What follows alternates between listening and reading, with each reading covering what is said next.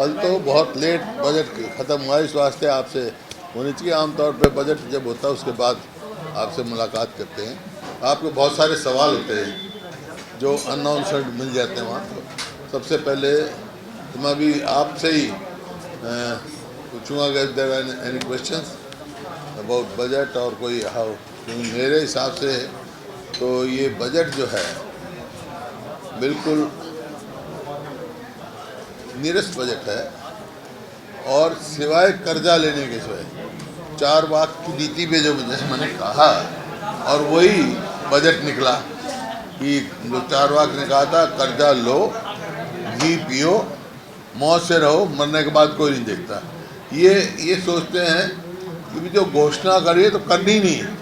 वही भी एक पिछले 7 साल से 8 साल से देख रहे हैं आप, इन्होंने हर जिले में मेडिकल कॉलेज होगा। 7 साल तक एक भी मेडिकल कॉलेज नहीं बना।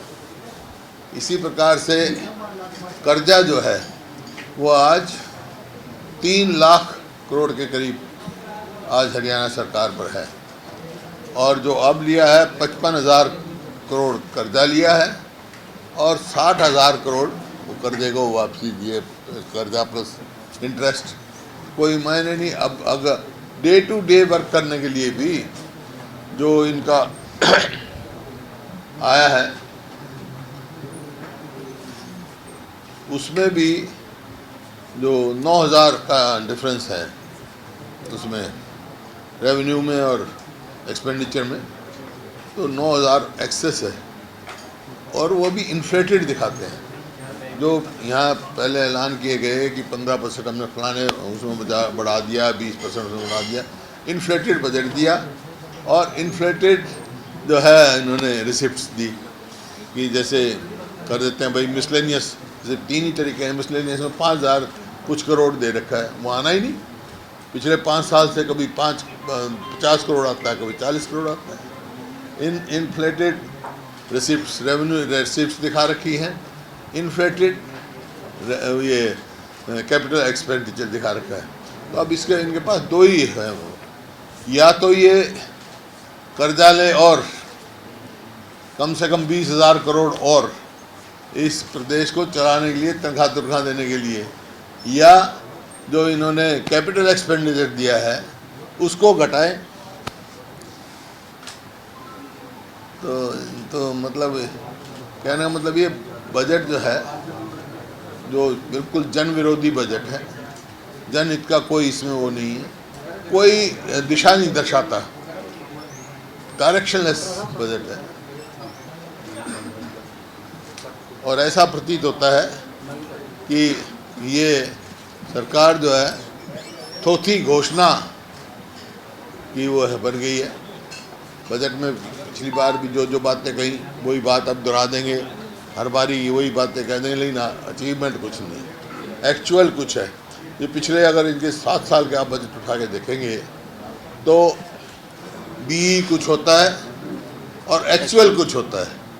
कभी भी मतलब वो नहीं कहना, मतलब जो है एक्चुअल में 85% इतना, कभी 85, कभी 82, कभी 86, ये अचीवमेंट होती है इनकी।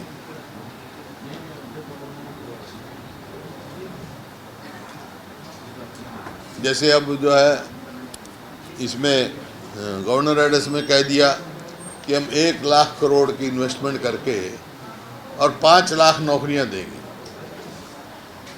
इन्वेस्टमेंट का आप 2015 से इनका हिसाब देखो।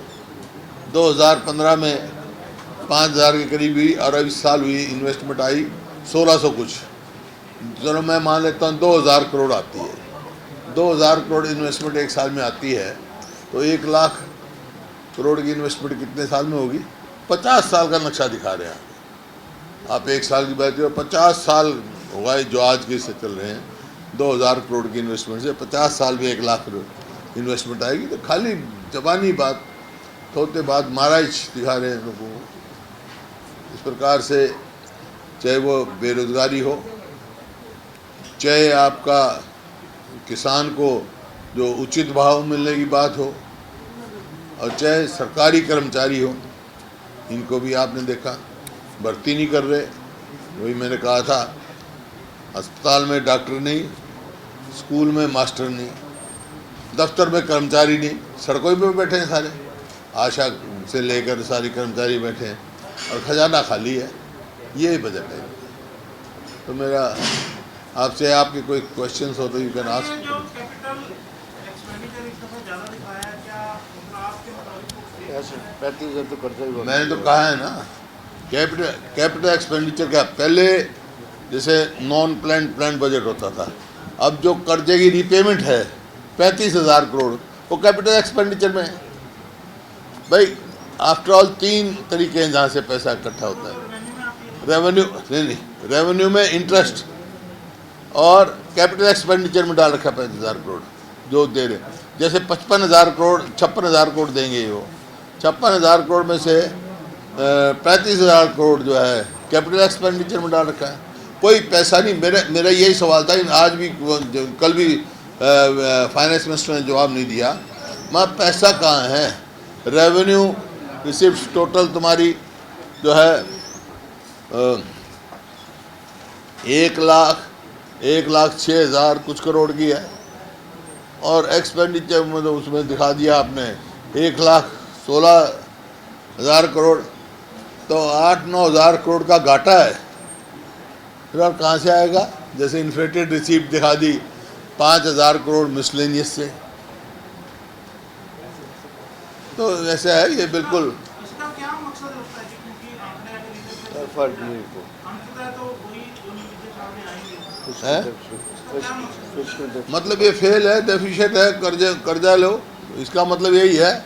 4 वाक की, कर्जा लो, घी पियो, मौज से रहो, मरने के बाद कोई नहीं पूछेगा। अगली सरकार आएगी वो देखेगी, है यही वाला। नहीं, मरने के बाद कौन पूछता है? ये है कहा, 4 वाक ने कहा था, ये मैं नहीं कह रहा हूँ, ये तो पूछ रहे हैं, 4 वाक ने कहा था। ये तो पूछ रहे हैं सर बार बार, आज भी और 10 दिन की कार्रवाई में बार बार पूर्व की सरकार में भ्रष्टाचार, पूर्व की सरकार वो में तो मैं कह चुका ना, मैंने तो कहा दे आप। इन्होंने कहा ये जो गुड़गांव में हुआ भाई, ऑक्यूपेशन सर्टिफिकेट इनके समय मिला, चलो कोई बात नहीं, मैं किसी व्यक्ति को दोष नहीं देता। तो अभी कह रहे जी लाइसेंस जो है आपके टाइम में दिया, भाई if I have committed license offence तो अब तक क्यों नहीं करते आप? कोई मतलब नहीं ना। कोई अपनी कमजोरी छुपाने के लिए दूसरे पे दोष देना सबसे आसान होता है। That is very easy. अपनी जब दिल में वो हो ना चोर, तो फिर ऐसा ही होता है। कॉलिंग अटेंशन हमारा लगाया हुआ था। कॉलिंग अटेंशन हमारा है, वो तो कल देना चाहिए था। कॉल अटेंशन तो कल की कॉल अटेंशन थी, कल तो दिन ही आज शोर हुआ था अपना। सीबीआई का इंक्वायरी करें पहले, हैं? सीबीआई की इंक्वायरी हमारी तो मांग है कि भाई पेपर लीक में कराओ, हमारी मांग है HPSC स्कैम में कराओ। जो स्टाम्प का स्कैम हुआ उनमें तो सीबीआई इंक्वायरी नहीं कराते हैं।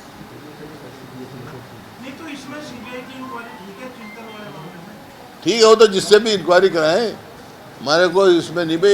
एक इंसिडेंस हुआ है, कौन कसूरवार है ये तो पता लगना ही चाहिए। अच्छा सर, ये जैसे लाइसेंस आपके टाइम में गया, ये इन्होंने कह दिया कि आपके टाइम में गया, ये किस स्टेज पे जाके जो है असली दोष किसका होता है? ऑक्यूपेशन सर्टिफिकेट देने वाले का या देखो, ये मैं इतना डिटेल उसमें नहीं, लेकिन लाइसेंस एक अलग चीज़। लाइसेंस तो पहले बनने से पहले दिया जाता, बनाने का। बनने के बाद सारी डिफरेंट एजेंसीज होती हैं जो उनको सर्टिफाई करती हैं, उसके बाद ऑक्यूपेशन सर्टिफिकेट दिया जाता है। अब किसने कहाँ कमी छोड़ी है वो तो अब इंक्वायरी बताएगी। सर आज कांग्रेस की विधायक इंक्वायरी डाटा में क्यों नहीं से इंक्वायरी करता? हैं? डाटा में सीबीआई इंक्वायरी करता। हाँ नहीं, अब देखो ना, वहाँ तो सीबीआई इंक्वायरी करा दी। मैं स्वयं गया डाटा माइनिंग में, जो सबसे बड़ा स्कैम हज़ारों करोड़ों का, 5 आदमी मरे वहाँ। मैंने सीबीआई इंक्वायरी मांगी, बल्कि उसको NCR से बाहर निकाल दिया, भिवानी को। आओ इधर आ जाओ, कम यार, एक कुर्सी और मंगा लो। अब NCR से उसको निकाल दिया क्योंकि ये क्वेश्चन हो गया था वहाँ माइनिंग में, इसमें पर्यावरण के लिए। अब हमने तो एनसीआर में डलवाए इलाके, उसका फ़ायदा है, और ये एनसीआर से निकलवा रहे हैं, ये समझ से बाहर है मेरी बात। मैं आज भी ये कहता हूँ सरकार को तो एनसीआर में फिर डलवाने का प्रयास करना चाहिए। जो थोड़ा बहुत वहाँ यहाँ डेवलपमेंट हुआ था वो एनसीआर के उसमें भी हमारे को बहुत सहयोग मिला था। आगे भी एनसीआर तो डेवलप होना ही है, उसको तो मिलना ही है आपको।